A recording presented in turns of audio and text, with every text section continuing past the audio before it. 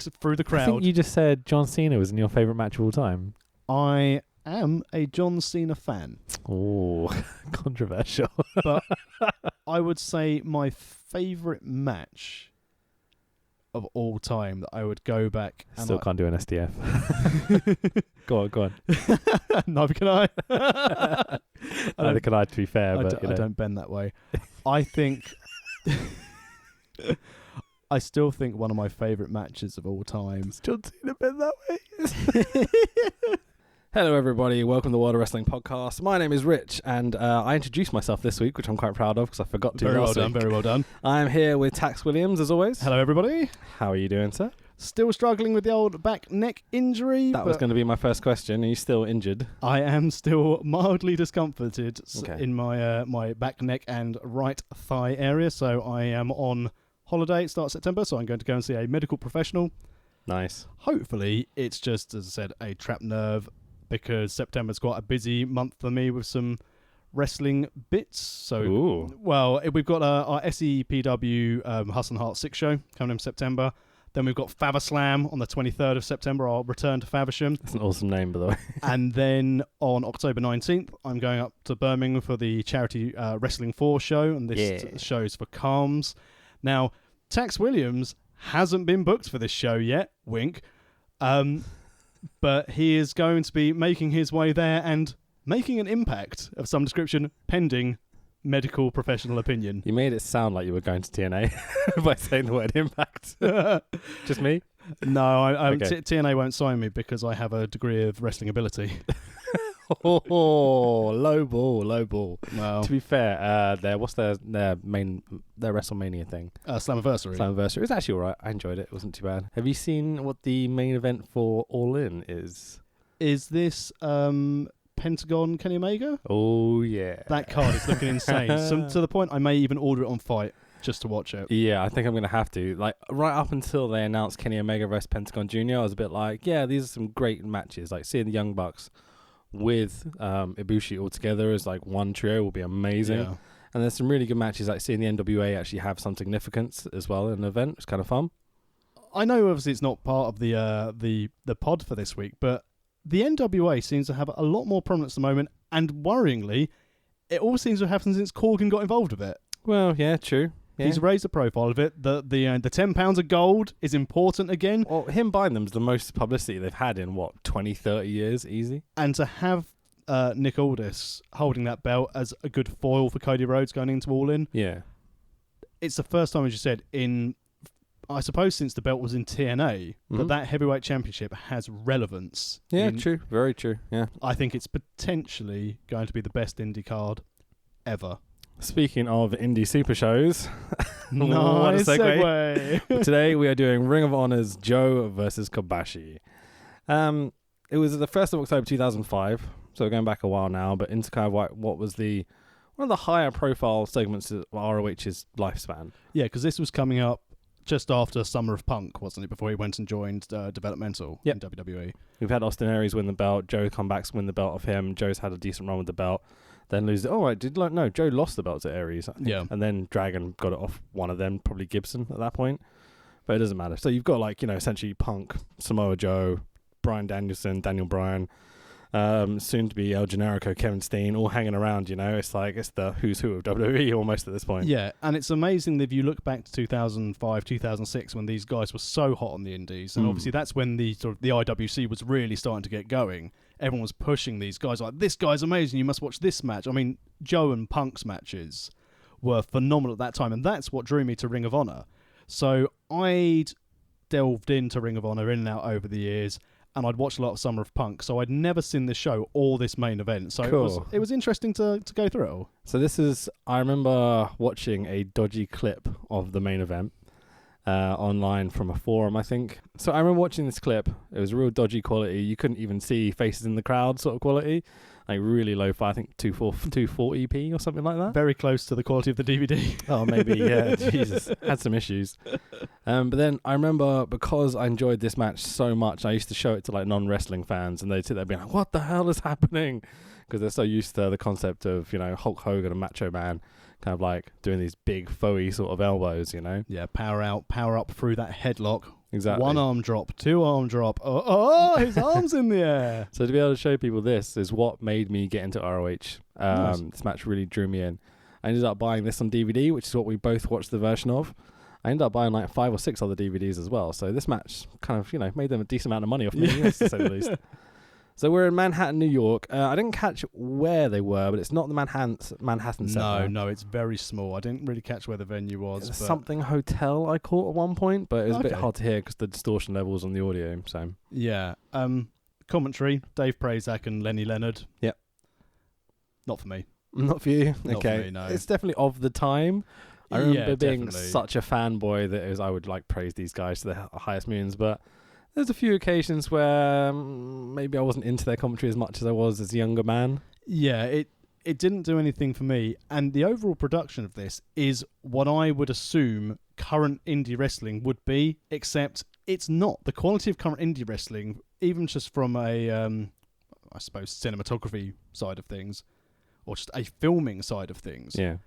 The quality that you see on the indies now, where technology has become so available, I look back at Ring of Honor and this match and I think, oh, it'd be so amazing to display this if it had modern camera work on it. Because it was 1 hard cam, 1 roving cam throughout. It's funny, I didn't really pay attention to how many cameras there were this week at all. I was just kind of absorbed in it. But yeah, I'll trust you.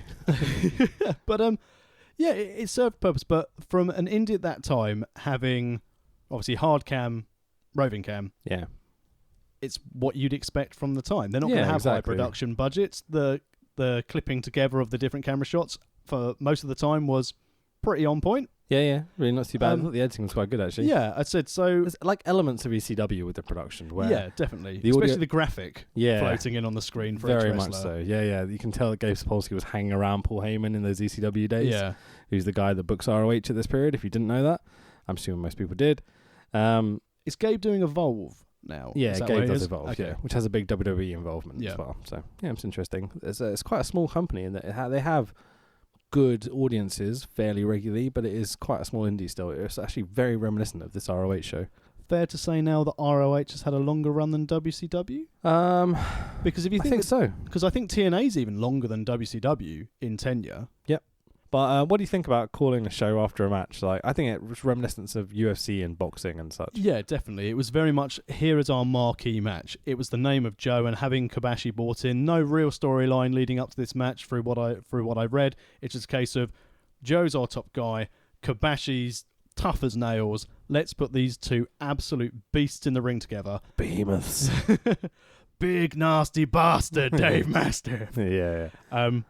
Yeah, I think. Oh, that'd be a 3-way match. Oh God, that would have been good a few years ago. Meat feast. Yeah. But I think, I said, having it as the name of the show really drew in an audience because they know exactly what they're getting. Yeah, exactly. Yeah, it's young. It's the young lion against the experienced veteran, with both the same style and the same sort of aggression and such. It's cool. I like the naming of the show after the match. I think it's quite a fun idea.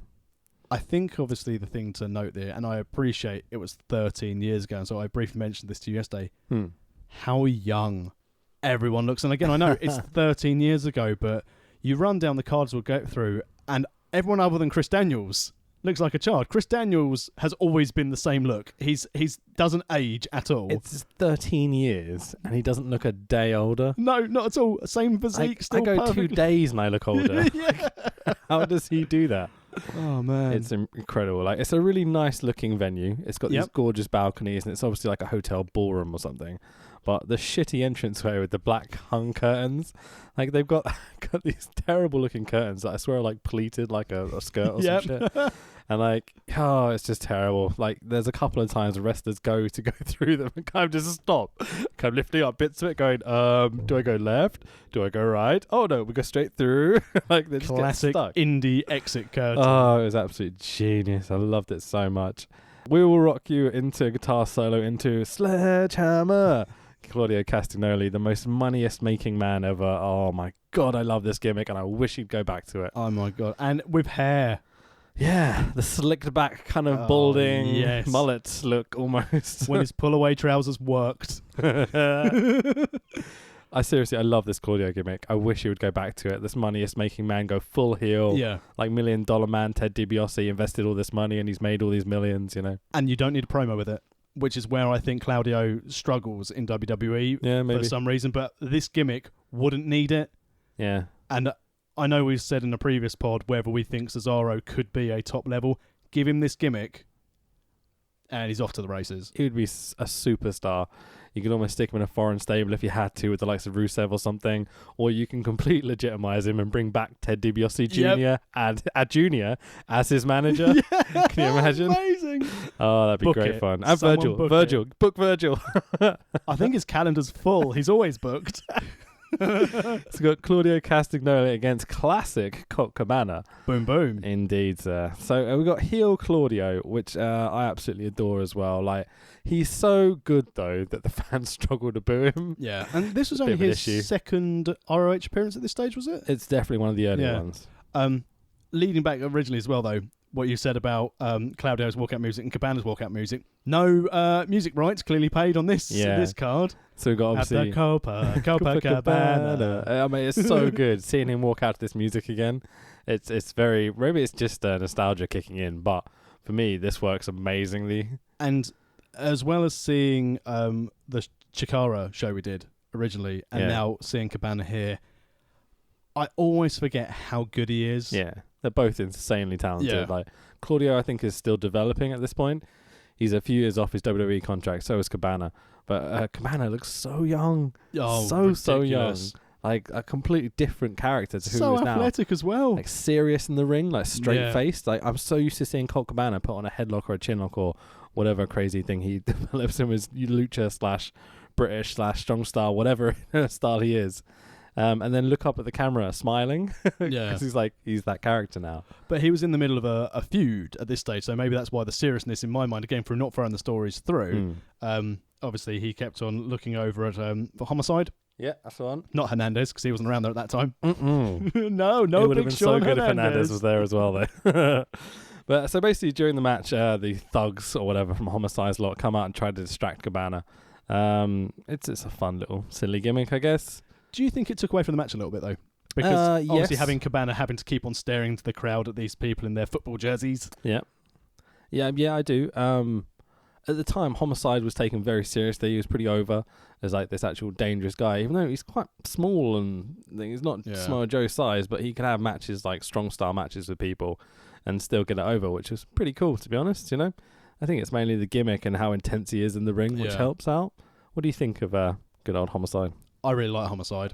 Okay. Out of all the people who are in sort of that Latin American faction, I'd say he's always been consistently one of the top people I think of, because obviously he always kicked around in LAX when he was with Hernandez. Yep. But Homicide's in-ring work, as you said, it doesn't matter if he's working for a bigger guy, smaller guy, a rounder guy, a slight guy. His matches, you don't really see a bad Homicide match.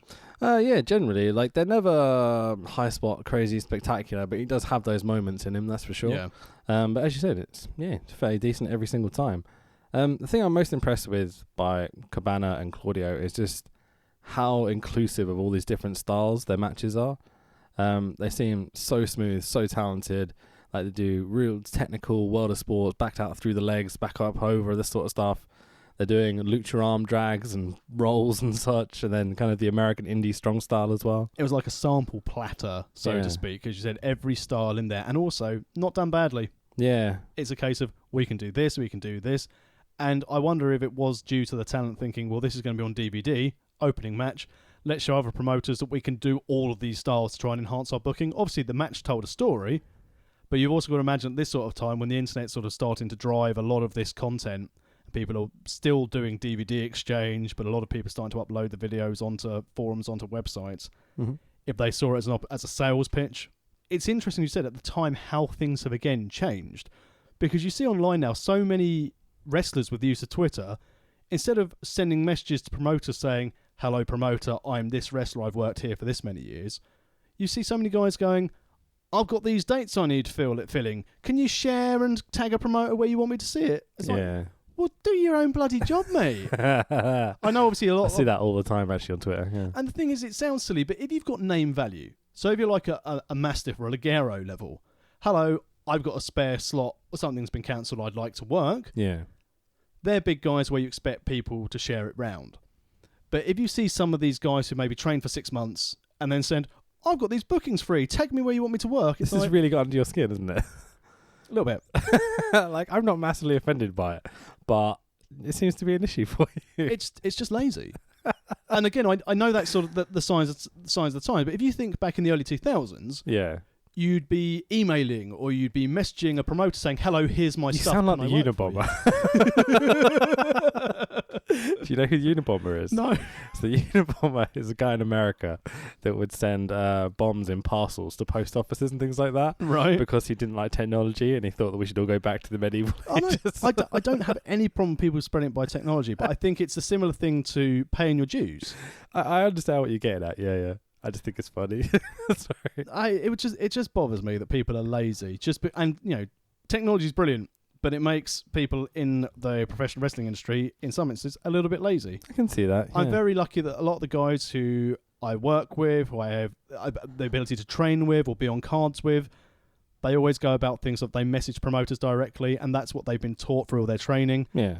Be polite. Be professional. It seems the right thing to do, obviously. I mean, my first instinct wasn't be like, if I'm a trainee, throw up, I've got this whole year apart from these 2 dates free. Can you book me, please? I'm working my brother's bar mitzvah, but I'm free any other weekend. But I could probably cancel that if you could put me in your Rumble. Oh, one day I might get in a Rumble, you never know.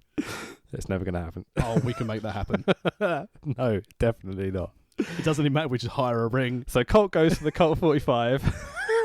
The thugs kind of distract Colt from the crowd. Like they come in one at a time, distract him a bit. It takes away from the thing, but they're just getting over the story, obviously. Again, because the main event is what the main event is, you feel like this whole undercard is a bit underdone. Yeah, is that definitely. what I'm looking for? It's not the highest caliber of storytelling or wrestling. It's just like they're doing it there to continue their stories, to keep the momentum going, and just wait for the main event, essentially. Yeah, good wrestling throughout, but nothing of note, really. Yeah, exactly. Get the Ricola bomb. Prazak calls it a pyramid bomb, then a Ricola bomb. Don't know why, but he does. Ricola! Absolutely love it. 1, 2, 3, and a surprise winner, as they say on the commentary, Claudio Castagnoli beating Colt Cabana. But he's the new guy, so that's why it's a surprise. I guess so. They should know that he is an amazing wrestler. Kings of Wrestling, future ahead of him. Then one of my WWE? favourite indie tag teams, Kings of Wrestling. Definitely. I wish they'd reunite them.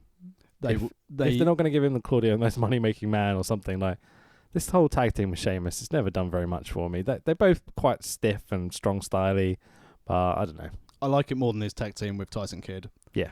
But they never really got a chance, though, to be fair to him. if Cesaro ever gets released and Hero gets released, just get back together. You'll make a load of money. Have a nice retirement tour with ROH or maybe New Japan and tag, Exactly. Job done. Yeah, easy.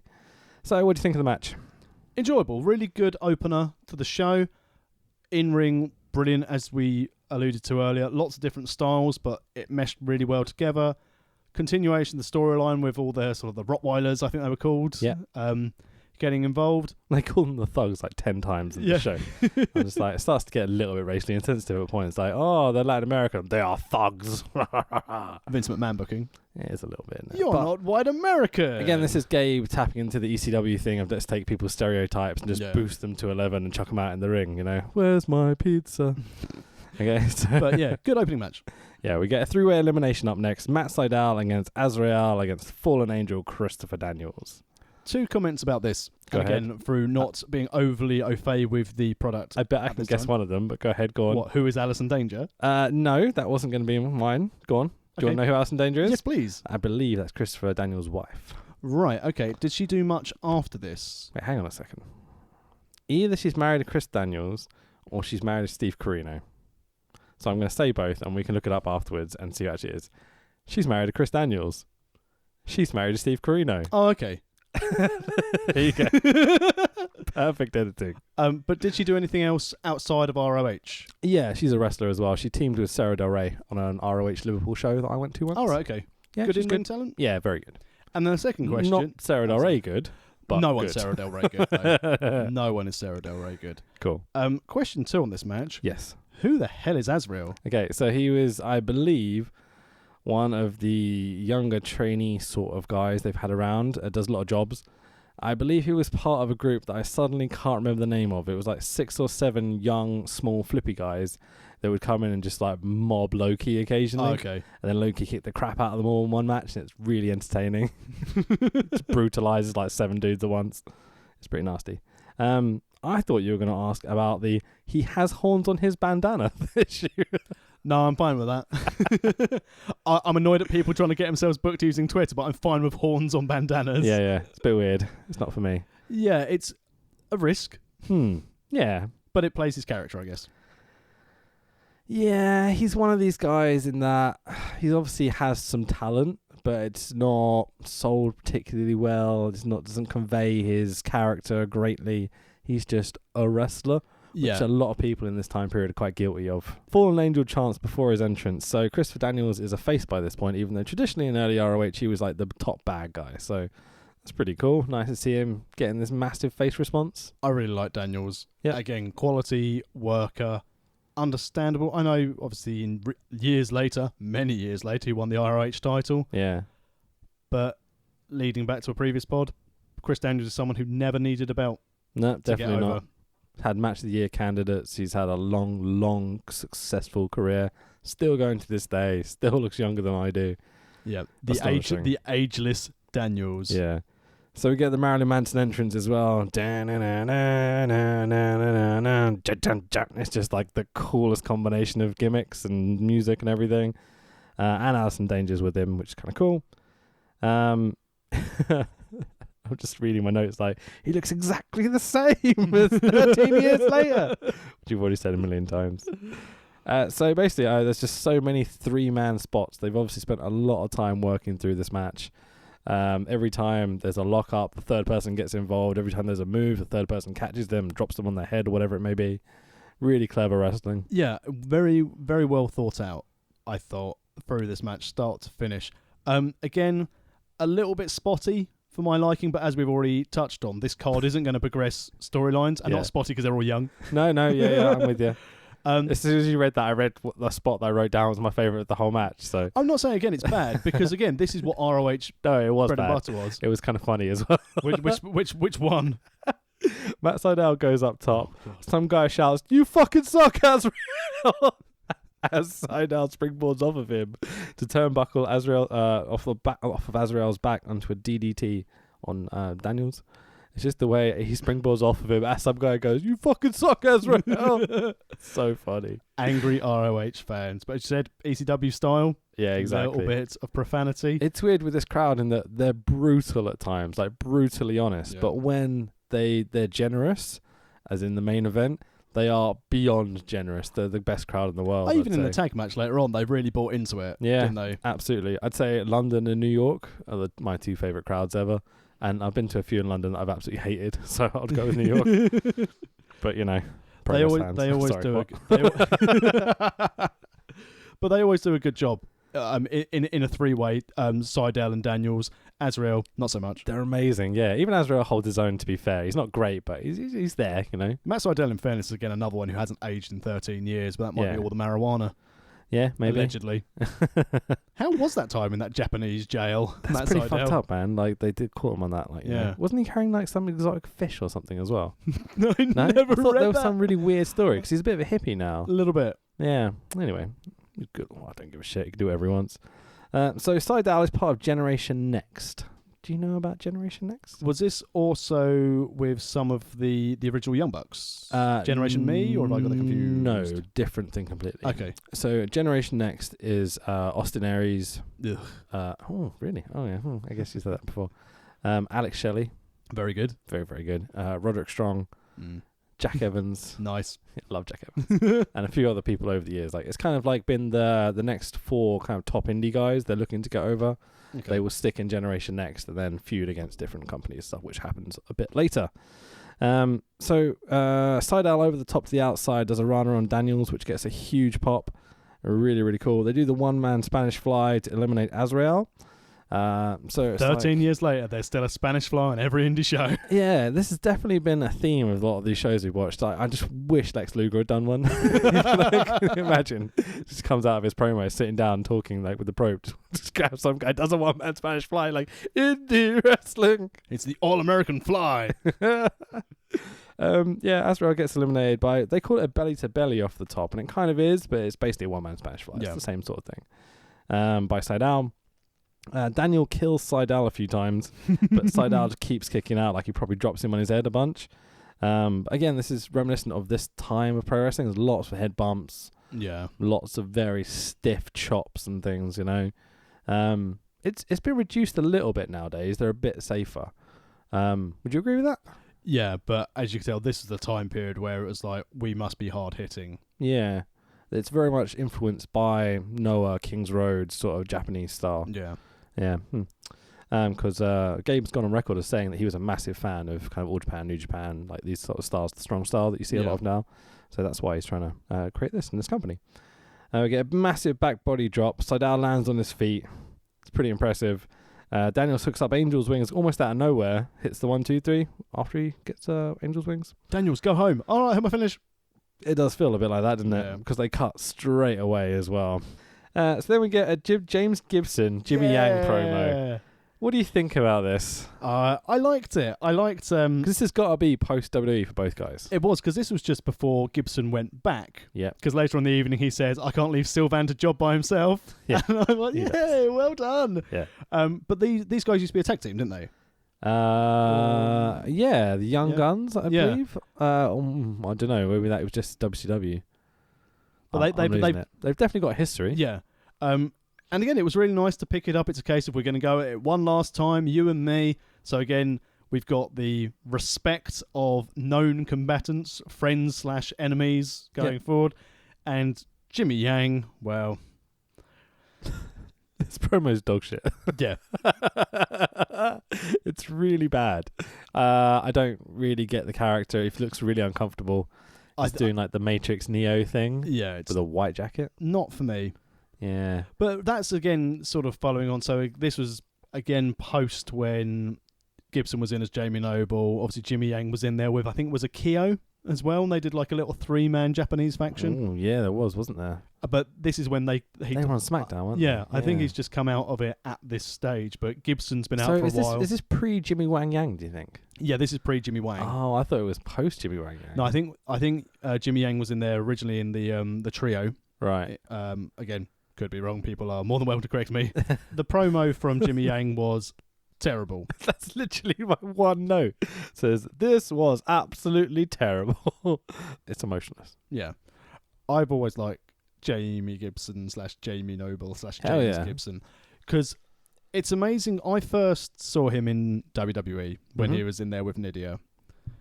And then when he went, I was like, oh, what's this like hick guy doing in ROH? And seeing some of his matches, like, who is this guy? He's astonishingly good, yeah. Seriously talented in the ring. He has matches with Bryan Danielson and a few others at this time period, and they're absolutely outstanding. I cannot encourage you to go watch Jamie Noble's matches, or what's his name here? James Gibson. Thank you very much. James Gibson's matches in ROH.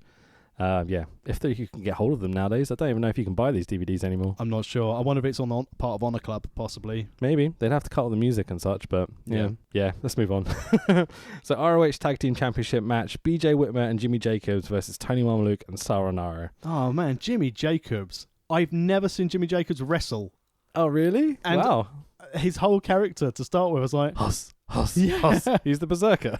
Exactly, that's the exact note I wrote. Mini berserker. Yeah, that's his whole gimmick. BJ Whitmer. Wow. Are you impressed? I thought... I'm surprised that someone with that look at that time wasn't taken up. I was never a fan. So I struggle to be a fan now. Like I didn't like the gimmick at the time. Like, he always seemed like one of those guys that had the potential, but not that missing je ne sais quoi, that extra element that makes a guy, you know? Yeah, I mean, I said the look though. Yeah. At that time, that's what the E would go for. Yep, definitely, absolutely. It seemed like he would always be a good foible for your top faces. And the other note I have here at the moment is Big Cass Enzo ? Yeah, I can see that, but a bit less rapey. Yeah, definitely. So, Allegedly. Tony Mamaluke and Sayonara have the Rocky music. They're not even from Philadelphia. What are they doing? They're meant to have Italian gimmicks. Like, I guess that's kind of fits. Yeah. But really, why have they got the Rocky music? Seems so stupid to me. It's all that was available on the CD. It's just like, what's an epic entrance? Rocky music, obviously. We've got this Rocky music, or they've got this pizzeria music. What would you like? They should have gone with the pizzeria one. Keep the gimmick alive. Tony Mamaluke grabs the mic and gets over the fact they're ECW tag team. He was an ECW tag team champion. And then, Jimmy Jacobs is doing his Berserker gimmick.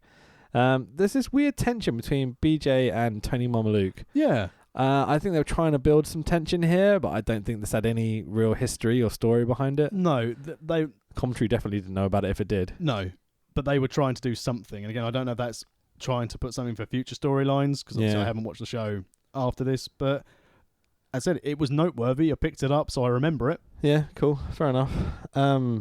Just the way to...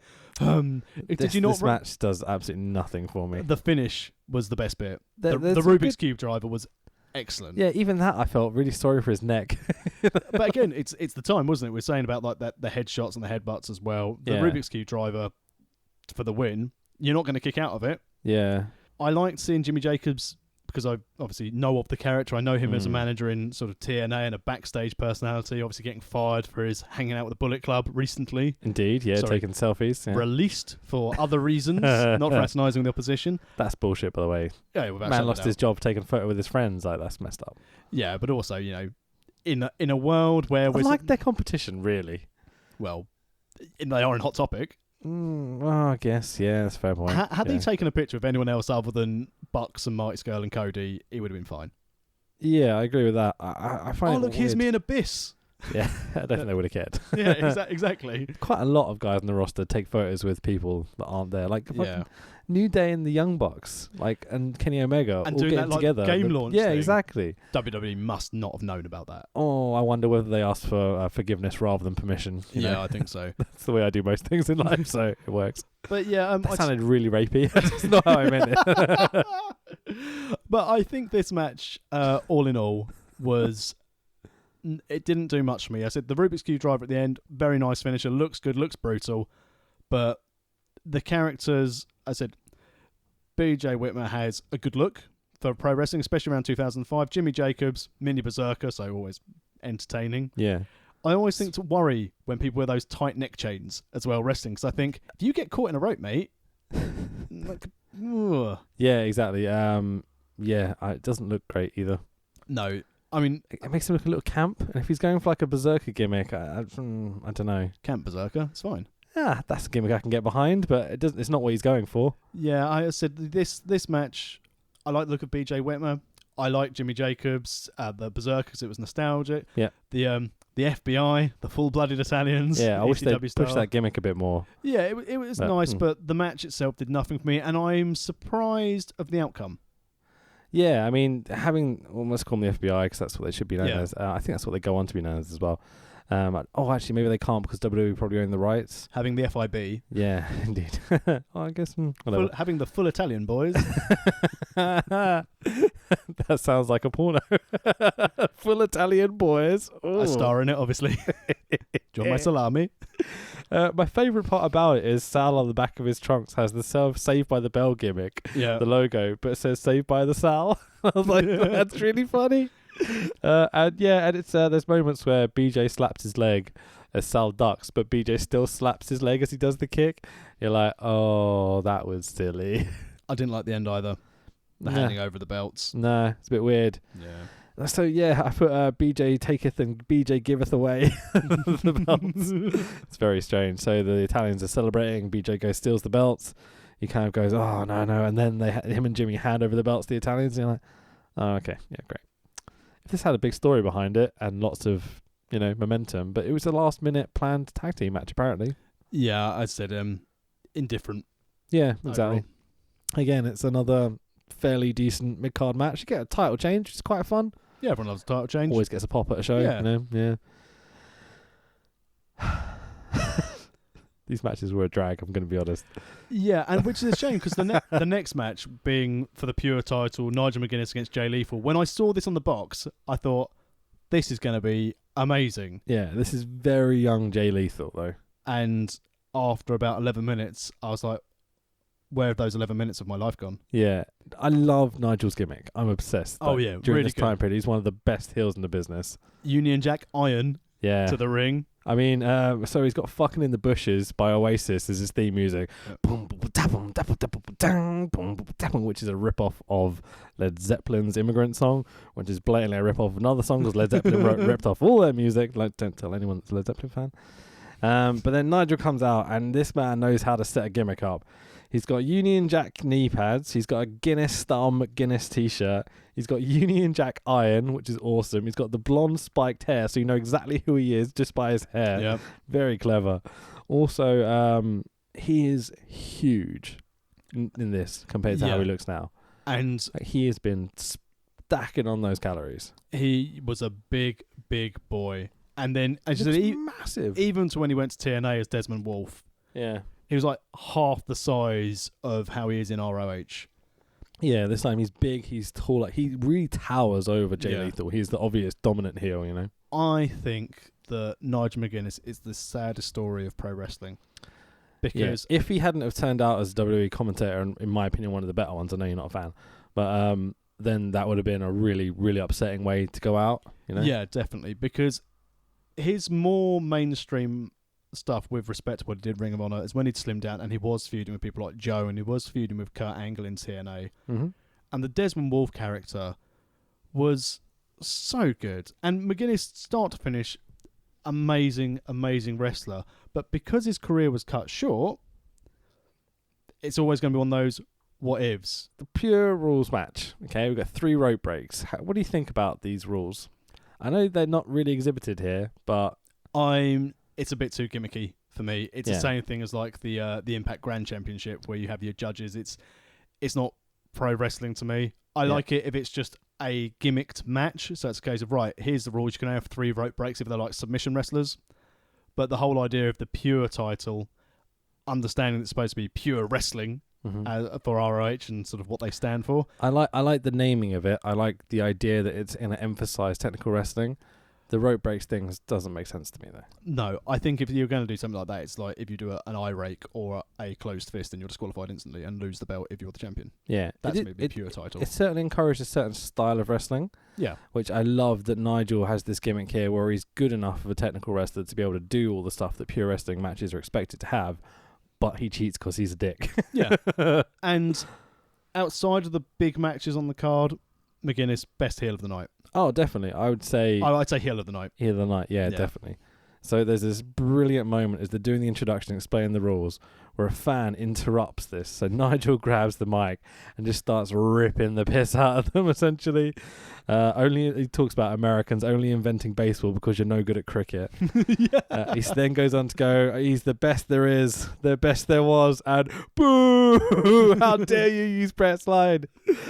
Just start the match, shall we? Which is absolutely brilliant. I love how Nigel, right at the beginning of this match, will not let Jay chop him. So every time Jay goes to throw the chops in, Nigel just kind of walks away or he puts his elbows up. In this match, Jay Lethal showed how important it is to work in different promotions with different wrestlers, because the Jay Lethal we see here is completely different to the Jay Lethal we see now. Obviously, he's gone through his gimmick character. Oh yeah, Macho Man Elizabeth. Nice, very nice. But then to how he is now as a character in ROH, real development, always very considered with how he changes his character, but his in-ring work, it's just completely different to now. And I know obviously if you're wrestling for 13 years, you're going to get better. But sometimes you see wrestlers who get complacent. And while I very much like people like Sabin and Alex Shelley, they've done the same act for the last 13 years. Pretty much, yeah. And it's a good act, but it's the same thing as I was mildly critical. I say mildly. I was very critical of the Young Bucks. That it's only in recent years they've started to evolve as characters. Yeah, maybe. Sabin and Shelley kept the same style of wrestling for their singles and their tag. Jay Lethal has continually got better. He's brought in different layers to his character. He's brought in more moves. And I think overall, Jay Lethal is the most improved wrestler on this card to later, because Joe's always been great. Do you disagree? Are you not a Jay Lethal fan? Jay Lethal, the most improved man in pro wrestling. Well, no, from this card. So here's my thing. Like, I don't mind Jay Lethal. Yeah. All the people you mentioned, I'd rather watch their matches than Jay Lethal's matches. I wouldn't say I'd rather watch Jay Lethal. I just think he's the most... I wouldn't say I watch Jay Lethal. Stop touching things. Sorry, I'm fidgeting. Just so I can hear it. It's my back of my neck. Sorry, mate. I wouldn't say that I'd prefer to watch Jay Lethal. I'd just say as character development and in-ring development, he's a lot better. Yeah, I'm still not desperate to watch his wrestling, though. I think he is good. Yeah. I think he's improved a lot. TNA ruined a lot of his gimmick for me. I thought he went there too early, personally. I think so. He then spent, obviously, a lot of time in ROH and has had a bunch of good runs and has helped the company progress. I feel like he's the safe option a lot for them. Would you say he's the Tommy Dreamer of ROH, as in who the go-to guy? He's a really good hand in the ring. He helped them develop. He stayed loyal to ROH. Possibly? Yeah, I think again, like a lot of these undercard matches, he's very good. He's very solid. Like he is Mr. Reliable, as you say. But it's not spectacular enough or anything to get me really interested. I don't think I've ever seen a Jay Lethal match that I've really wanted to watch again ever. I think with Jay Lethal, and I like his work, but you never see him linked to WWE. You never see him linked to the PC. Whereas people like Sabin, Shelley, you do. You hear mutterings of it. Obviously not so much in recent years. But Jay Lethal's very rarely linked, if at all, to going to the bigger companies again. And I think that's potentially shows, as you said, with how you and I think quite a lot of people view Jay Lethal's work. Very good hand, but what's next? In this time period, he's at least trying different stuff. I feel now he's pretty straightforward. You can almost predict how his matches are going to go every time.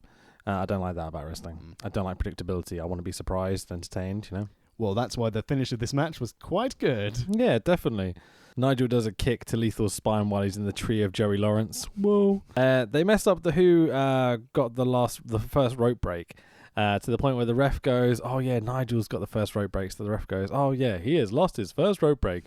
And he's like, wait, that's wrong. And so in the confusion, they announced that it's Lethal or Nigel, whatever, I can't remember which way around it was, has got the first rope break. The crowd chant, you fucked up, you fucked up. And in this whole kerfuffle, which seems to be planned, it seems to be quite, I think this is Nigel's doing, if I'm totally honest.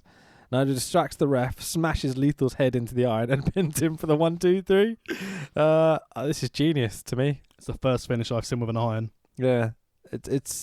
I love that this is meant to be pure technical wrestling, and Nigel's just starting to a prick. He's like, boom, pinned you. See you later.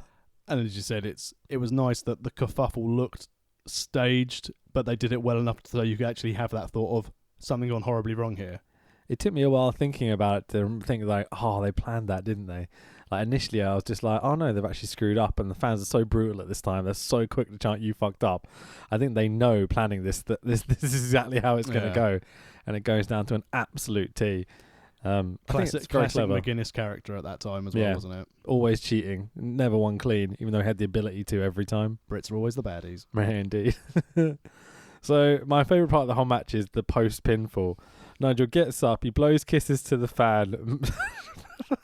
I'm going to have to struggle to get through this.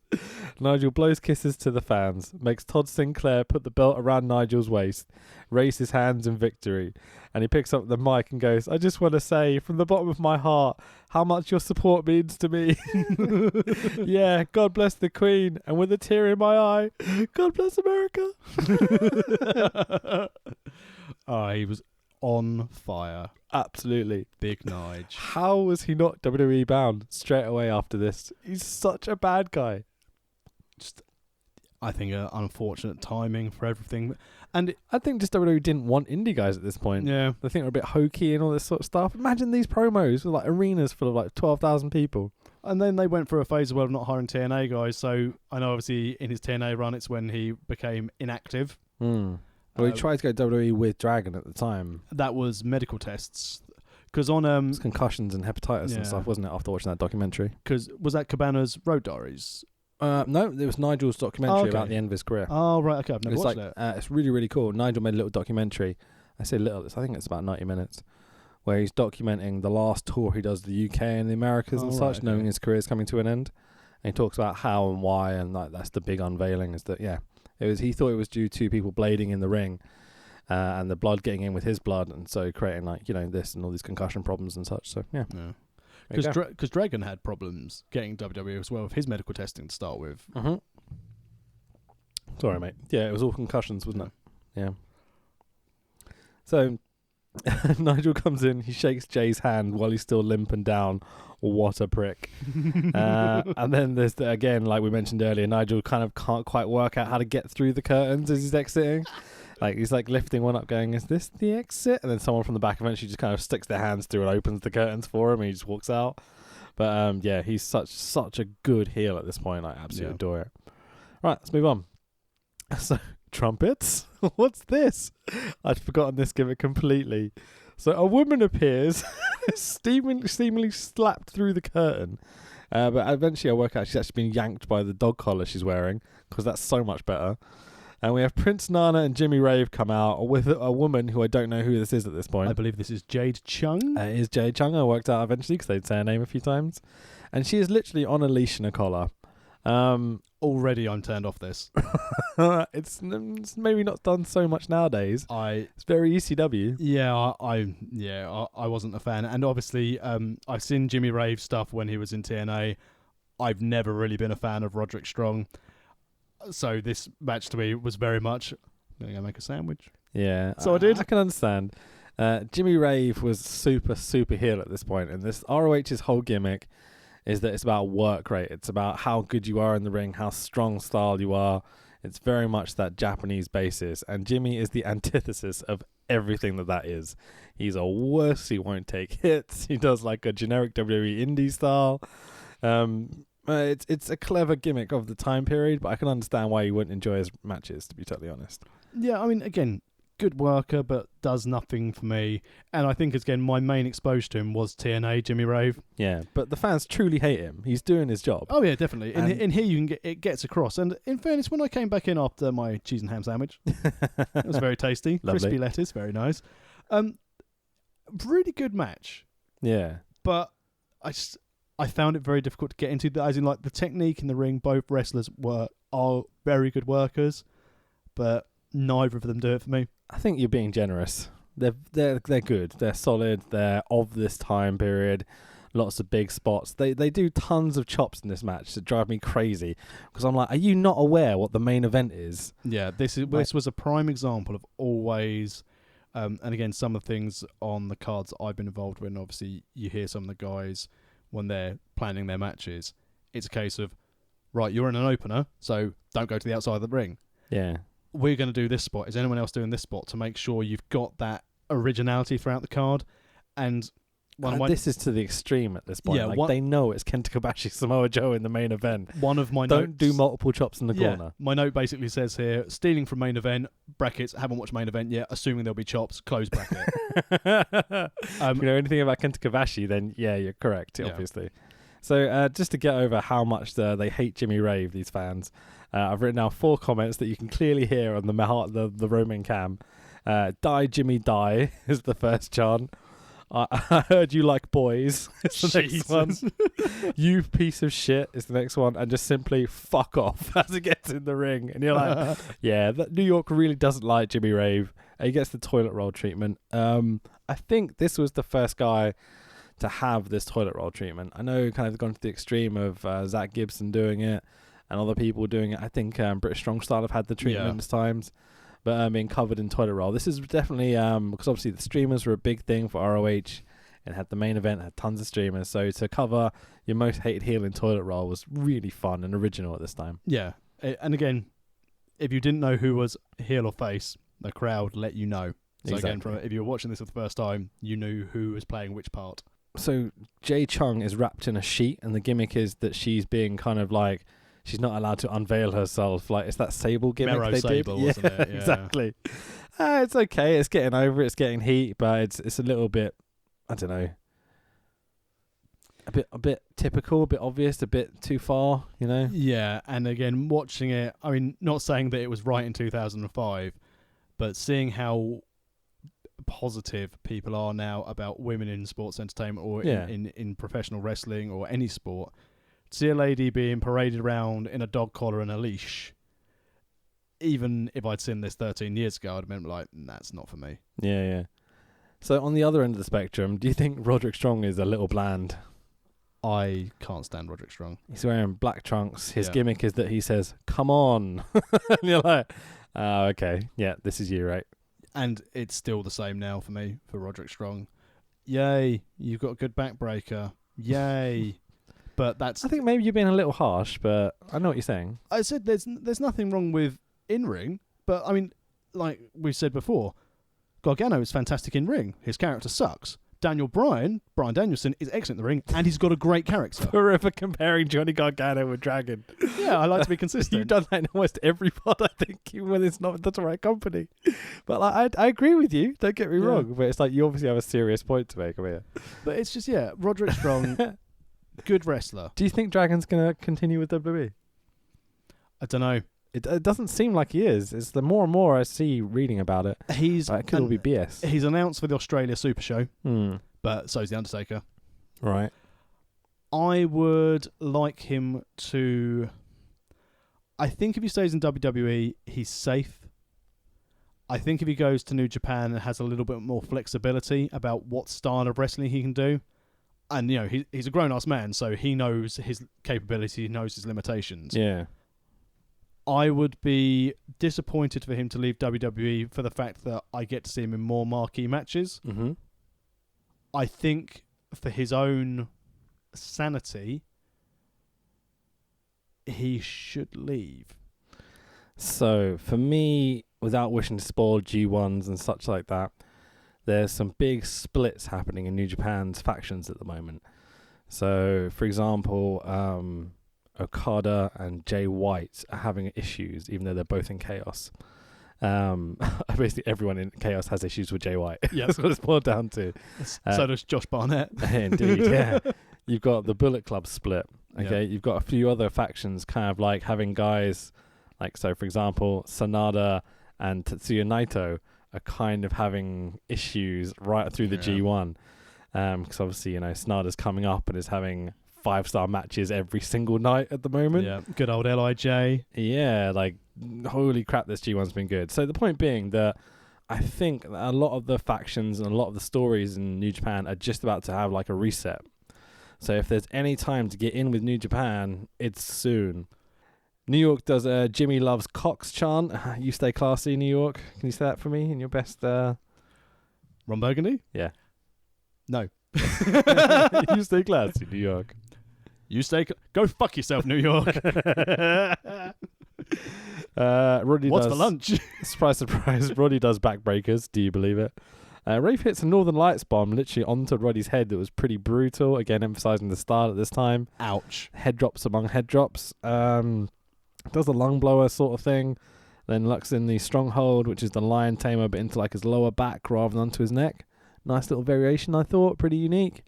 And yeah, he taps out. So Roderick Strong wins. Yay. After then we've got a little bit of shenanigans after. Yep. Which, again, does nothing for me. No, they kind of get into a bit of a brawl. What's her name? Jade Chung? Jade Chung. Takes off her sheet thing to unveil a not very revealing outfit. I was like, ooh, titillating. Yeah, indeed. Titillating is a lovely word for it, sir. We'll come back from the intermission. Rage Against the Machine is playing, and Ricky Reyes comes out with Julius Smokes. No intro for Pele Primo, though. Gabe Sapolsky on commentary under his pseudonym of Jimmy Bauer, which I thought was kind of cute. He doesn't say dangerous once, though, so that's kind of upsetting. Reyes completely destroys Pele, puts him in the Dragon Sleeper, and Pele taps straight away. It's all right. Squash. Pele was from their school, wasn't he? Yep. Did he do anything? Not really. He had a few gimmicks in here and there. He went to Shikara for a bit, then kind of disappeared off the scene. I'm assuming he's still working indies now. most of these sort of guys tend to, you know. But again, my note for this was built to build Ricky Reyes. Good, good Dragon Sleeper. Good move. I enjoy it. Yep. Didn't really do much for me. It is what it is. You've killed a rookie. Yeah. Nice finish.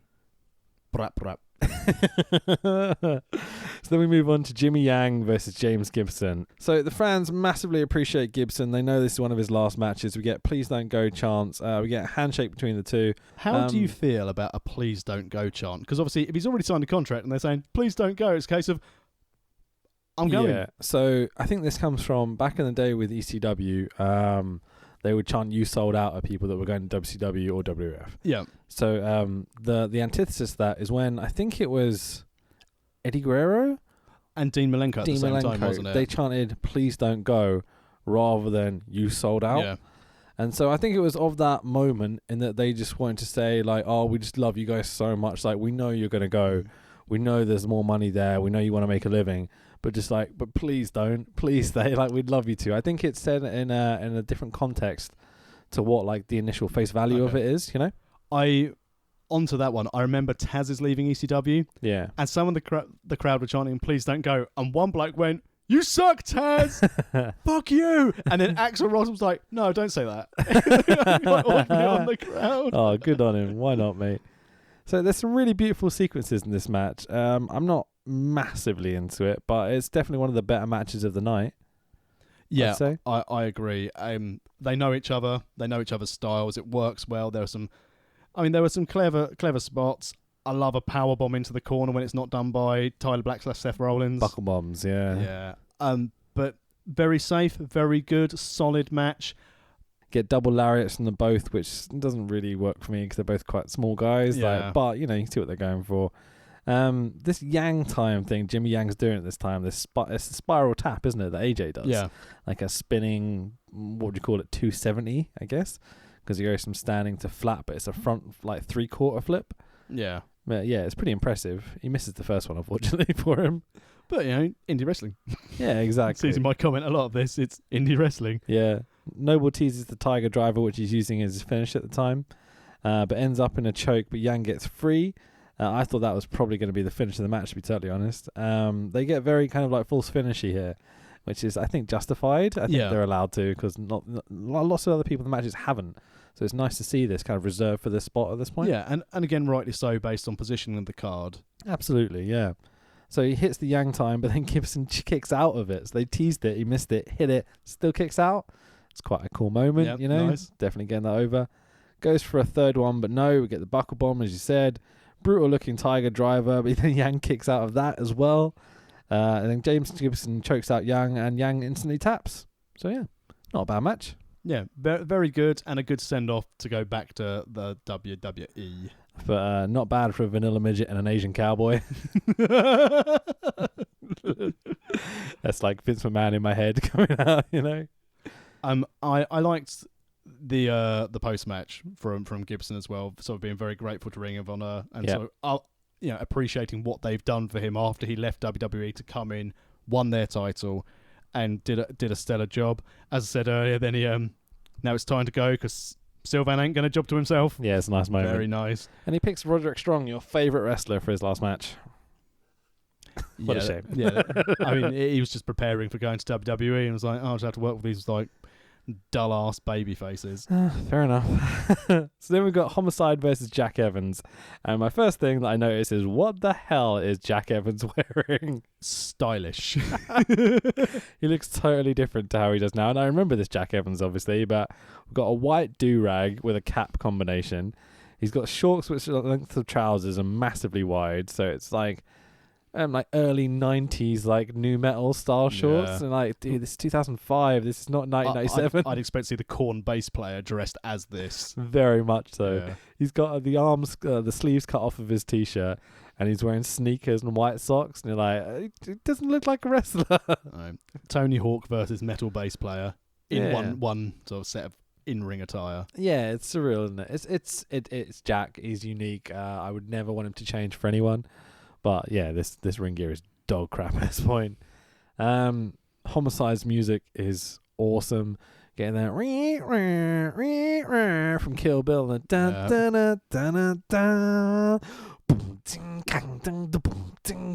and just like, oh, this is so cool. Like, it fits his character perfectly as well. Yeah, with the Rottweilers and Julius Smokes out as well, and then the instant homicide is going to kill you gimmick. You can tell he was really over at this point. It's I always thought of homicide during this time as an extension of New Jack in ECW. Oh, nice. Like I see that viciousness of like New Jack and that he's off the wall sort of vibe. I can't remember what that was it. Yeah, I remember listening to a podcast, so obviously slightly segueing on the subject of New Jack. It's cool. Of New Jack's saying that they were going to bring him in as John Cena's bodyguard after Jesus stabbed John Cena in a club so he'd go off and record a movie. Yeah, of course they were. That was definitely going to happen. Good old New Jack. Definitely a PG or WWE wrestler all in all. Just never. With his history of stabbing people, you think Vince is ever going to hire that man? Hell no. Hell no, definitely not. There's some cool little movements here. You get like Homicide doing a little flip out of a monkey flip, which does a little dance as well. Gets the "You got served" chant by the crowd.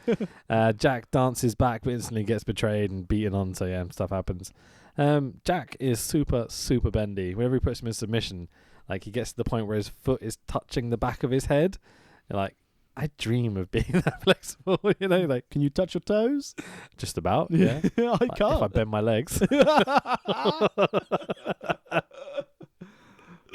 Oh, Jesus.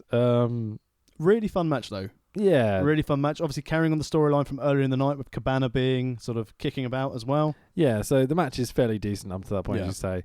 Cabana comes out on the balcony and is basically doing like gangster rap from a white Jewish dude from Chicago. He does an alright job of it, to be fair. He's got some funny lines. I didn't really write them down, apart from the very first one, which is, yo, yo, yo, gangster. Like, that's amazing. And he just nailed it to a T. Vanilla Ice white boy rather than like Eminem white boy, yeah, it's pretty cool. Homicide does a huge lariat just before this, which is awesome. I love Homicide's lariat. He throws it like Kobashi or Suzuki or someone would, even though he's like, our size. My notes was in sort of big bold capital letters, lariat! Yeah, it seriously was. You get a reverse Rana by Jack, which is, I think, one of the first times you've seen this reverse Rana. He's definitely one of the first guys to do it. Awesome move. He does a cool pin thing. I don't know if you know what this move is called. It's like a wheelbarrow sort of pin. Yeah, I'm not sure, but it looked really cool. Very cool, very flashy, very Jack Evans. I think Jack is fairly reserved in this match, considering what he can do. He can do like double moonsaults and stuff. Yeah. But I think it fit the match. Yeah. Because obviously, leading into this, Jack Evans wasn't the main focal point of Homicide's story. He was a really good foil to carry on the story from earlier in the night. So again, it's all Homicide and Cabana really, and Jack just happens to be the guy at Homicide's wrestling. Which again, why would you give all your good stuff if it's not going to be the talking point of the match? Yeah. So Prazak on commentary says these amazing words that sent shivers down my spine. We're going to sign off now and let you fans enjoy what there will be an electric live atmosphere in your main event. And there is no commentary for the main event whatsoever. The idea is that the crowd's going to tell the story for you. The wrestlers are going to be so good that we don't even need to commentate to put it over.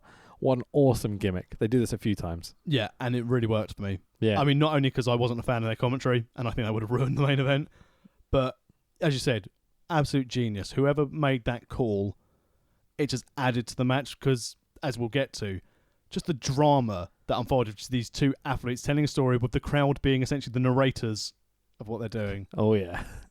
In a big way. So right before this event, right before this main event, we get a typical Gabe thing where he's trying to shill all the ROH stuff. Like, we've got TNA DVDs, we've got WWE DVDs, we've got like t-shirts. You can buy everything from us. ROHWrestling.com. It's basically like the Big Lebowski speech. It's so good. Like, it's the best promo ever. The fact that you stuck it in before the main event, knowing that like people are going to rip it and stuff. Like, oh, I love you, Gabe Sapolsky. I really got it. So we cut back to the arena, room, whatever. And instantly you've got Kobashi.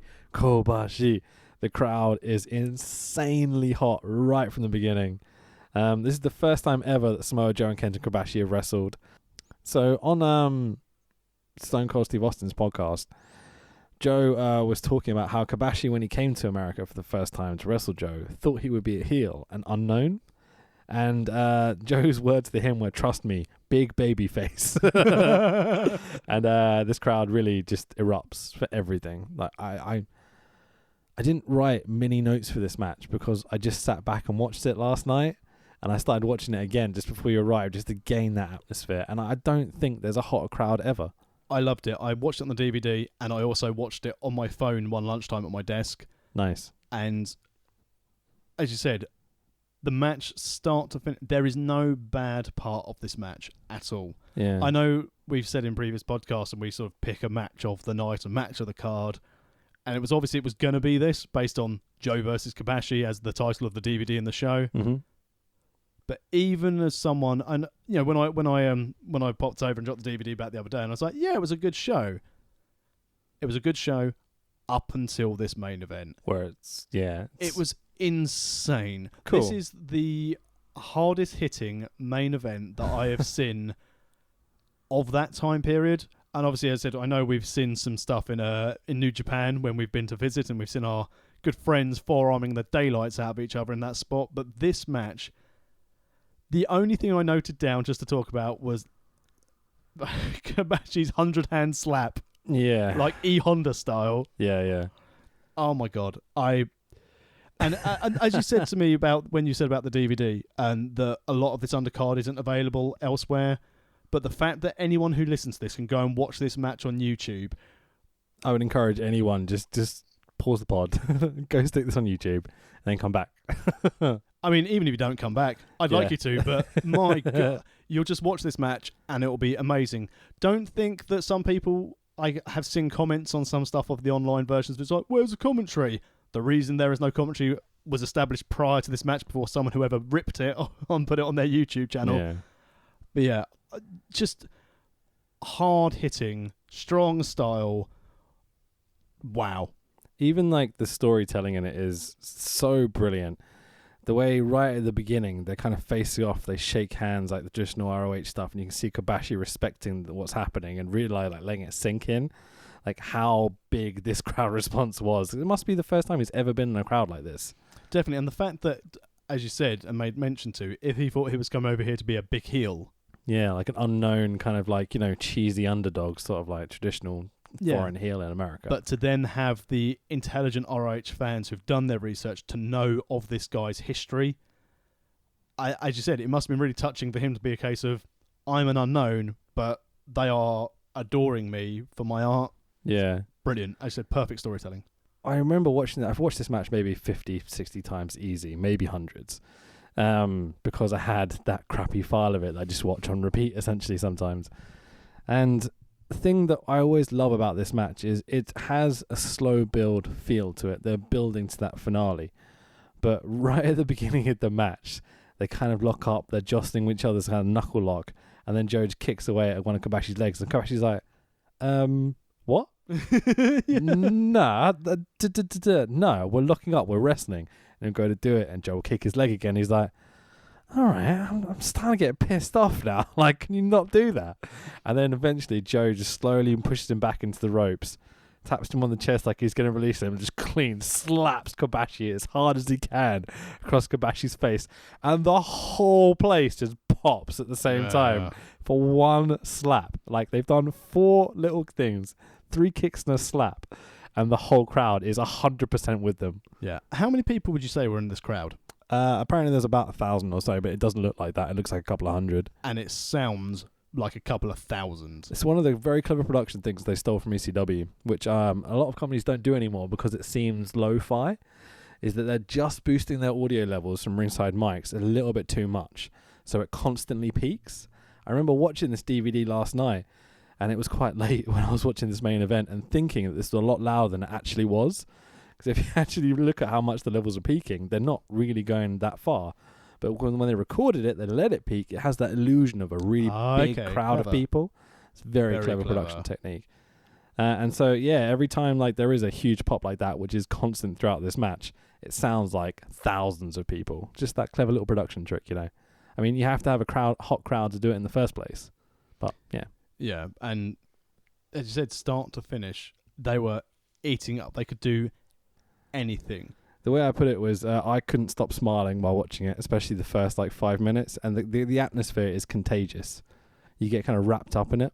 And it was proper heel face wrestling, amazing storytelling for a match that had no story, that had no build. Yeah, no build in terms of they haven't like cheated on each other with this girlfriend or something like that. But the story of both guys coming up as these separate, similar styled champions, the young guy and the old guy, there is an established story there, but it's much more traditionally.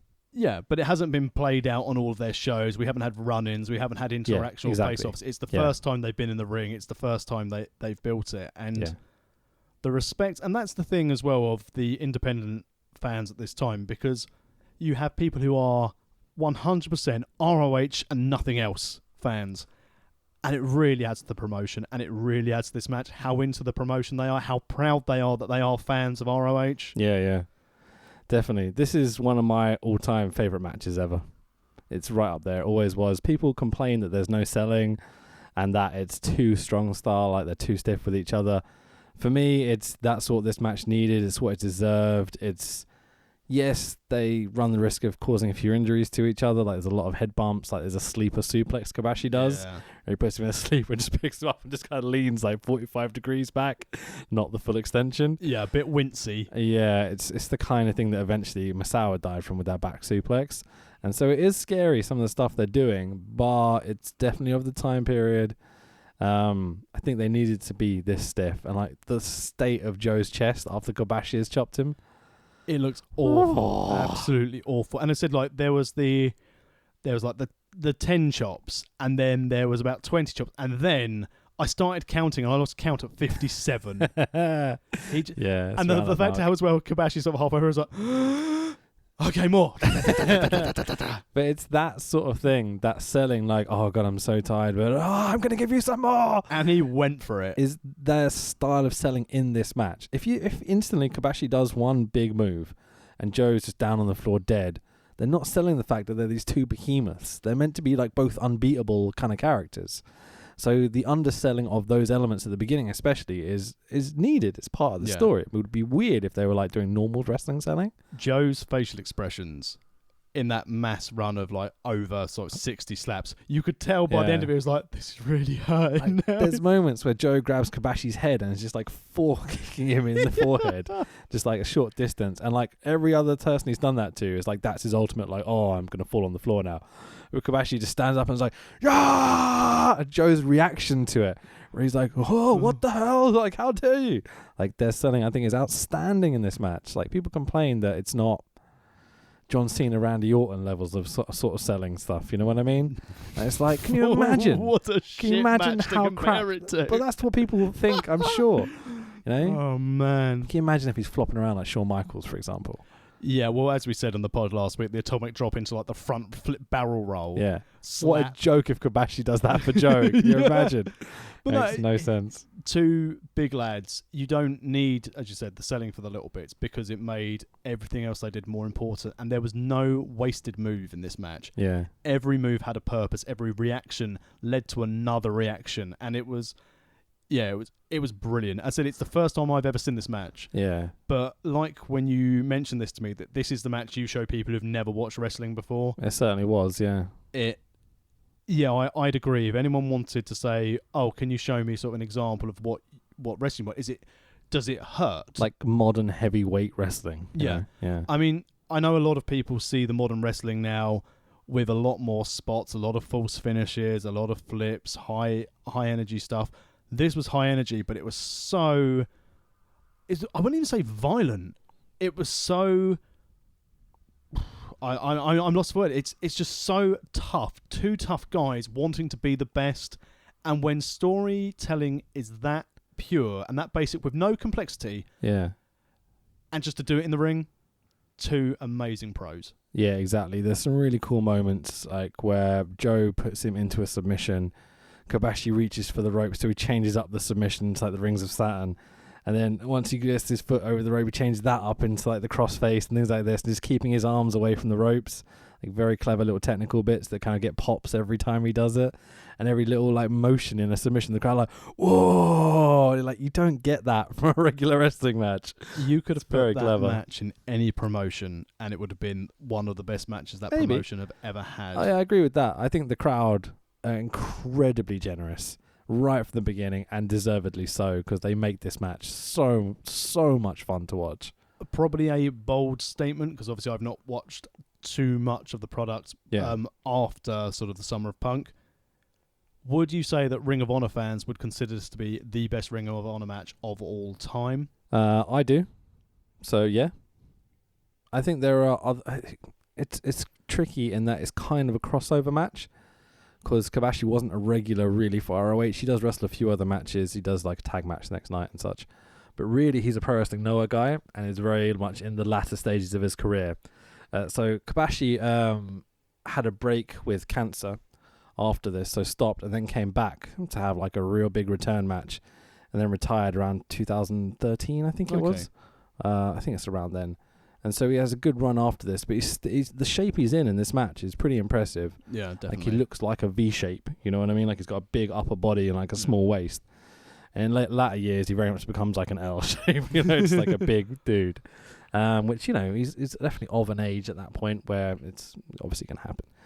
But I love in this match where they genuinely get you to points where you think Kobashi might get pinned or submitted. So Joe hits the muscle buster, which I don't think anyone had kicked out of up until this point. Maybe someone had, maybe a dragon or someone. But it was very much one of those moves I remember people doing and being like, that's it, every time he hit it. And so for him to hit that to Kobashi to kick out, and then eruption as well of the crowd when that happened. It's huge, man. But the fact that they finished this in the traditional way of just giving him one huge lariat from Kobashi to Joe, which I still seen a million gifs of to this day. And it looks so good. The way they sell it, the way the sweat flies as they hit each other. It's intense, man. Yeah, I massively encourage anyone to go watch this match. Dave Meltzer gave it 5 stars. And this was at the time when he was only giving 5 stars out, not like 27 or whatever it is now. But how do you think this match will be received to, I call it the modern wrestling audience. So obviously we've been watching this wrestling since the early 90s. I think people are much safer nowadays.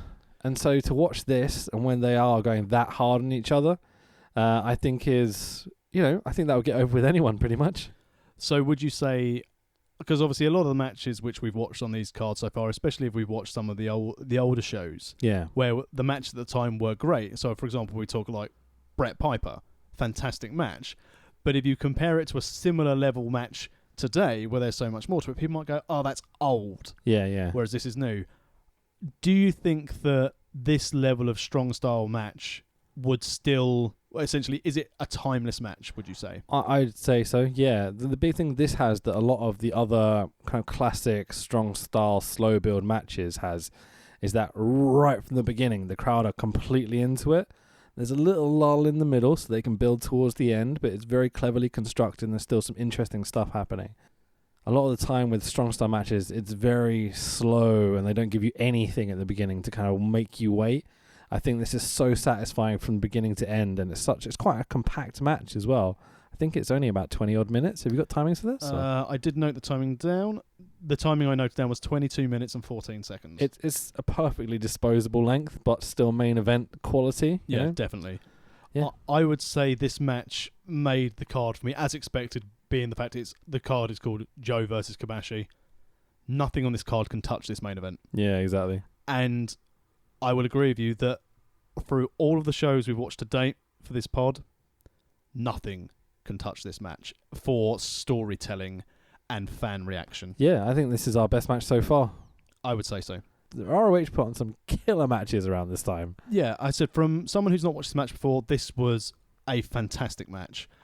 I'd need to digest more as to where I'd rate it in my all-time favourite wrestling matches. Yeah. Because, I mean, that could take ages and also a long old list. There must be a match that you look back on and go, that's my favourite match of all time. Melina versus Alicia Fox. Of course, yeah. Her favourite match ever. I mean, just in modern times. Yeah, because I know what mine is straight away.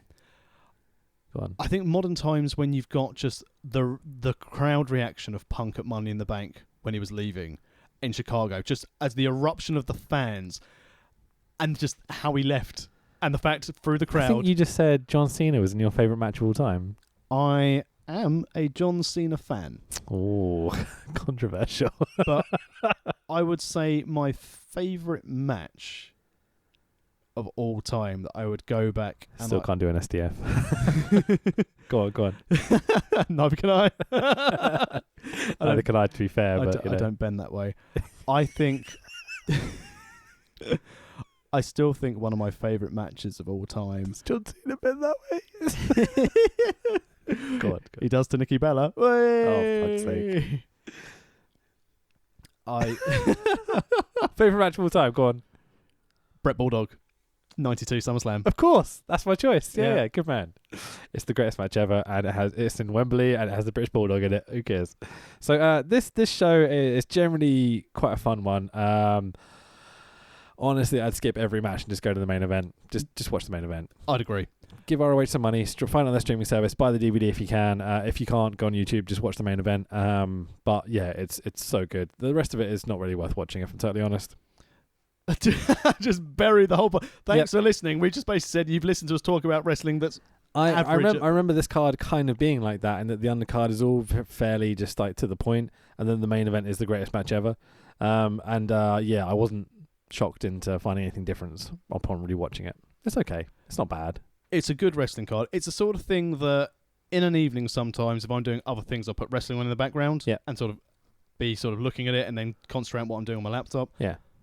It's a good card to have in the background because you'll pick out some spots. The commentary does nothing for me, which is why I'm so glad they didn't do the main event. Yep. But as you said, go and find the main event. If you can't find the DVD or can't find the streaming service, the match on the streaming service, go and find it on YouTube. Yeah. And let us know what you think about the match, because we're both big fans of this match. Yeah, definitely. You, as you said, you've watched it almost as many times as SummerSlam 92 DVD. Yep. Probably not the same number, but... Not as much as SummerSlam 92, but yeah, I've watched it a lot. The second most watched. Yeah, definitely. Because this is my first year at university this came out. Oh, really? And so I was away from home, in my dorm room or whatever, watching lots of wrestling, basically. Look at you pretend to be an educated man. First year didn't count towards my degree. I didn't even go, mate. Nice, no, but genuinely... Don't tell my employer. The first year of my degree didn't count towards my final grade, so we just spent it dossing, essentially. It was great. I drank a lot of booze that year. So, how many cornflakes would you give the whole card? So, the whole card is maybe a 2. I think that's fair enough in that there's not great storyline progression, there's not great matches, the tag title changes, but not in a way that I care about, you know, so it's okay. It's not a 1 or like a minus 5 stars by any means, but the main event is 5 stars. Yeah, take out the main event. This card would have been near AAA for me. Interesting action. Slightly better. I think that's harsh. I think you should re-watch some AAA and remember how bad it was. Slightly better commentators. Because this is well, dude, come on. Do you remember how bad AAA was? Well, I remember I had these Spanish commentators, so okay, yeah. For me, it wasn't as Fair bad. enough. But no, main event made this show. I agree with you that I wouldn't necessarily say go out of your way to watch all of the other matches. Yeah. Always good to watch Chris Daniels' match because he's very good. And again, watching early Claudio, totally worth it. Yeah, if you want to watch all your favourite WWE guys now in their early stages of their career, this is a good show to watch. Yeah, There's a lot of them. Yeah, even TNA guys and stuff that you've definitely seen over the years, you know. The DVD has some issues. They filmed and processed it in a weird transcoding. So you have these lines that come across the screen all the time. It looks proper dodgy. It's a shame because it's a really easy thing to fix. If for example, if they gave me all the original footage they filmed, I could make those lines disappear and it would look really good.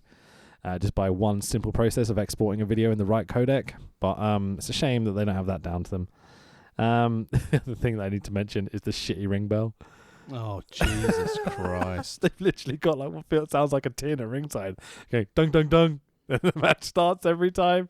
You're like, come on, invest in a ring bell and a set, please. Yeah, I'd go with 1.5 to 2 cornflakes for the show, but I would go 5 cornflakes and a whole bowl of full fat milk for the main event. Hell yeah, brother. Let's top that off with some cream as well. Chocolate milk. Ooh, oh, very nice. Yeah. Now, I haven't updated Wrestle League yet. No problem. Because I'm going to do it all as the SummerSlam reveal at the end. And also, if I'm completely honest, I haven't watched much of Raw or SmackDown, but I did watch Raw for some of Renee Young commentary. Okay, so I haven't watched it yet, but this is a positive for me. And finally, the WWE, after many years of terrible decisions and all this sort of stuff, have gotten rid of Jonathan Coachman. For 1 week. Oh, for God's sake, really? I hope they see how well Renee did and basically keep this as a full-time thing. Because in all seriousness, again, I only watched about an hour of it. It was a breath of fresh air. It really added something different to the commentary booth. And she knows her stuff. She really does. For someone who came in as sort of an outside sportscaster from Canada, she's got a great look. All the chaps like her. All the girls can relate to her. And the fact that she's now doing commentary, a predominantly male-dominated industry. I know obviously we've got SoCal Val doing World of Sport. We've had Dahlia Black do commentary for Progress as well, which is great. We've had Lita and Beth Phoenix do stuff on Mae Young Classic. We obviously had Stephanie for the Women's Royal Rumble, which was, great commentary by Steph. But Renee Young is head and shoulders above all of these. It's the worst commentary of all time, but yeah. Hey! Having her start clapping to certain wrestlers and not playing an actual character, just being Stephanie going, I've created this women's revolution. And obviously the sad news of Jim Neidhart passing away. Yeah, it's a real shame. That sucks. I was a big Heart Foundation marker back in the day. And the most, I say, upsetting picture was the one that seems to be everyone else black and white and Brett just in colour that seems to be going around the net. It's like, of all the Heart Foundation, all these guys have gone. So Owen, Bulldog, Pillman, and now Jim Neidhart. Wow, that's Brett, messed up. Yeah, and then it's just Brett that's left. Way to put a downer on the pod, Jesus. But just to celebrate life of a man who was a fantastic big guy. Best. That loudmouth. There's a montage I would encourage anyone to go watch on YouTube, which is just Jim Neidhart laughing. He's the best. Beard as well. Yeah. Right, let's get on to playing some games. So neither of us prepared anything this week, let's be honest about it. So we're going to do Revolution Pro Wrestling Active Roster Guess Who. So if you don't know who Rev Pro are, they're one of the British companies that work with New Japan and a few other people. And so we've opened up their roster pages, and this is going to include everyone on this roster page. So this includes the current champions, this includes the male roster, this includes the contenders, the officials, and the alumni. No female roster, interestingly, even though I know they have women's wrestling. Maybe we just haven't looked on our website enough. But anyway, would you like to go first? Would you like to guess first, or would you like to pick a wrestler? I would like to pick a wrestler first. So okay. I have picked my wrestler.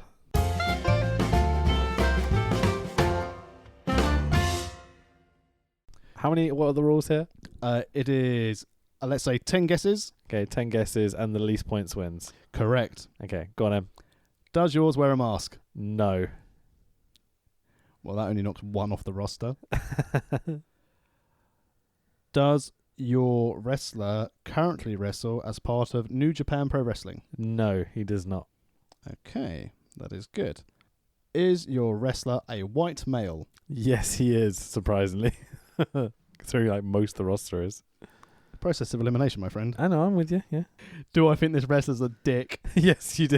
Okay, so it's not Morgan Webster. No, it's definitely not Morgan Webster. I think they're a dick. So is it Travis Banks? No, it's not Travis Banks. You've got 3 left. Remember, it's the whole thing, and it's someone you think is definitely a dick. And I knew that you thought was a dick. Let's say, in terms of kayfabe, I knew you thought he was a dick. Is he American? No, he's not. Oh dear. 2 left. Is it Jimmy Havoc? No, it's not. You've got one more guess. We only get 3 guesses, by the way. Oh no. Oh, that'll be screw it. Stick with 10 questions. You've got 1 question left, so guess, I guess. Oh my god. See what I should have done? Being logical, I should have asked some more sensible questions other than do I think he's a dick? My word, I think loads of these guys I'm going to be honest. When you asked me that question, I thought you had it in the bag. But I asked, is he not American? Oh my god, there are so many. Because I see he's American. Oh, it's Jay White. It's not American, I said. Yeah, he's Canadian though, isn't he, Jay White? Oh, okay, yeah, but no, that's not right. So that's not your guy. I'm out. Your man was... Chris Brooks? Oh, fucking Ricky Martin. Fucking Ricky Martin. Oh, see, now this is the thing. I should have got out from the kayfabe comment. I bloody love Ricky Martin, and I'd love to wrestle Ricky Martin. Your character hates him on Twitter, though. Tex Williams hates Ricky Martin. But... Exactly. You are Tex Williams. Mate. On this pod, what is your name? Oh, I know, but shit. Oh. My turn. All right, so... Hang on, wait a second. I need to actually pick one before Okay. I say Ricky Martin. As always, I'm sure you're a massive fan of the pod. If you ever would like to wrestle me in an SCPW ring... or come on the podcast. Or come on the podcast. More likely to want to come on the pod than wrestle dickhead ass me. Because I'm sure he's got time for either. Being Alan Sugar's, best new employee. I am ready. Okay, is your wrestler British? Yes. Yes, good. To be fair, I don't think you're going to struggle to win today because I've already obviously lucked out and run out of answers, so we can only tie. Okay, fair enough. So they are British. Correct. Are they a Caucasian male? They are, yes. 2 questions? Yes. But I think it only counts as 1, right? Yeah. Because I said Caucasian male. Where's two the male things. roster, so it's fine. Yeah, okay, fair enough. From their photo, does your character have an obvious six-pack? No. No, okay. Are they, or have they ever been a reasonably big star in Japan? Maybe difficult for you to answer. I'm going to say no. Okay, no. Are they on the current active roster of ROH Pro? Yes. They are? Yes. Okay, cool. That makes it a bit easier because I just took out 2/3. I was going to say, I realised when I was asking questions I should have killed that straight away. Yeah, I didn't know whether that was cheating. No, it's the rules of the game. Okay. You've had 5 down. Fair enough, yeah, it's 5. Are they currently an active WWE roster member? Phrase that question a bit better. Are they currently signed by WWE? I'm going to say yes. Okay. Interesting response. Okay, so they are signed by WWE. So, are they wrestling for WWE? Yes. They are wrestling for WWE. They have appeared on WWE shows. Okay. Is it Doug Williams? No. Okay. So how many have we got left? 3. 3. Bloody love Doug Williams. Yeah. Should have just picked him through love. It's fine. But they are a Caucasian male, not an obvious six-pack. I'll throw this out there. Have they been an IPW tag team champion? I don't know the answer to that question. Okay, no worries. Hang on. I can investigate for you, though. Okay, let me rephrase it. Have they been a Progress World or Tag Team Champion? Is that 2 questions? I'll take Tag Team Championship. Hang on. I am just going to get that person up here. Okay. So you can ask. I can keep with your IPW or I can keep with your Progress question. No problem. No. So they haven't been an IPW Tag Team Champion? No. Or IPW, okay. No to either, but will it be 1 question? Okay. So I've only got 1 left. No. It's just 1 question, so you've got 2 left. I've got 2 left, yeah, I was about to say. Okay, cool. Okay. Is it... Hang on, sorry. Can you re-ask your 8th question about championships? I just want to make sure that I have told you the right thing. Have they been a tag team champion for IPW? No. Okay. So you've got 2 left. Is it Jeff Cobb? No. Also, he's not British. Oh, shit. Okay, so you've got to get this left. one right. Oh, so no, I wasted the question. That's all right. Well, we'll give you a question and then a guess with your final jazz. Okay, so I've got 2. Well, you've got a question and a guess. But not tagged. Do you hate him? There's most of that page I just claimed I hate, but yes, I hate him. Is it Morgan Webster? It is! Awesome. Ding, ding, ding, ding, ding, ding, ding, ding. Oh, that was a bit lucky at the end. I didn't think I'd get it. I think I went over my question limit as well, but... I was wondering if you were going to go to your... In their picture, are they wearing a Union Jack? And I was like, which one does it go? But then you already had a Japan. Yeah. Japan. Right, next week, we are going to be doing a couple of episodes, one in lieu because I'm away the week after. So we're going to be doing a movie. Oh my God, yeah. Which we're not going to give that away next week. That's going to be the week after. Yep. But what movie we will have to decide during the week, I think. I think so. It's basically going to be a terrible WWE one. Yeah, anything filmed by WWF/E Studios. Yeah. Regrettably, it's not going to be Suburban Commando or Mr. Nanny. It could be. Mainly due to my access to these movies. Okay, fair enough.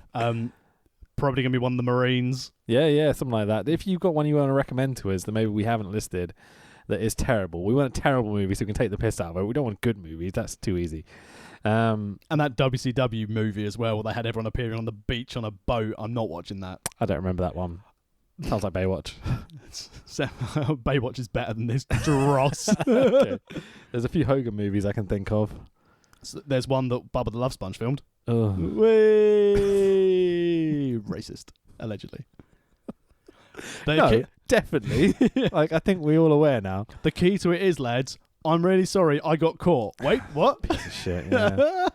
But next week, I think for one of the episodes, we're going to have my mate Nick here, who has some interesting takes on pro wrestling. So this could be a fun pod, I think. Yeah, so that should be good. And we're watching SummerSlam 2018, which is going to be taking place. Oh, of course we are, yeah. Because it's actually next week. Yeah. Awesome. So we're watching SummerSlam, but we're not going to be covering the pre-show. We're not going to cover NXT. I think we'll have to mention NXT just because it's there, but let's try not to do 3 hours again. Yeah. Especially if we're doing 2 pods in one afternoon. Yeah, exactly. Rich, where can people find you on social media? So on social medias, you can find me at Rich Be Thy Name. You can find you at The Tex Williams on Twitter and the Instagram, which I'm going to start using a bit more regularly, especially leading up to the SCPW shows in September as well. We should have soon on the SCPW YouTube channel as well. I sat down with former heavyweight champion Will Power. Lovely. To discuss his... The man who used our pod in his promo once. I love this man. He's got a grievance with Mr. Wicked at the moment, so I sit down with Will Power and we discuss his future plans in SCPW. So that'll be on the YouTube channel in the next week or so. Excellent. Both guys I'd love to get on the pod at some point. So. I'll definitely. Well, Mr. Wicked is keen to come on. Cool. So we'll sort that out. But yeah, thanks very much for listening, everyone. I hope you enjoyed it. As always, if you like the pod, thanks for listening. Like it, share it on social media. If you want to give us a rating, that'd be great. Don't shill us. Come on. Squarespace. Buy Squarespace. No, I'm joking. Obviously do. I just find it difficult to sell myself. I'd be a terrible prostitute, you know. Jesus. I'm just adding on time to the pod now. I should probably shut up. Let's go. Bye-bye, everyone. Let's see you next week. SummerSlam. Yay. Let's hope Brock loses the belt. Prick. He's got to lose the belt, hasn't he? Without a shadow of a doubt. He has to. Although... I'm so bored of this not having a fucking World Heavyweight Championship. But even better, keep it. Just keep it. Put the belt on Strowman, please. We need to build to WrestleMania. Can you imagine me cashes in on AJ? Yeah, whatever. I don't know what's going to happen. I just want the build to WrestleMania to be good, and we need all the belts on TV. Let's start building now, please. Let's start already. As we said before, Ronda Rousey, Charlotte Flair, main event WrestleMania. Thanks for listening. You stay classy, San Diego.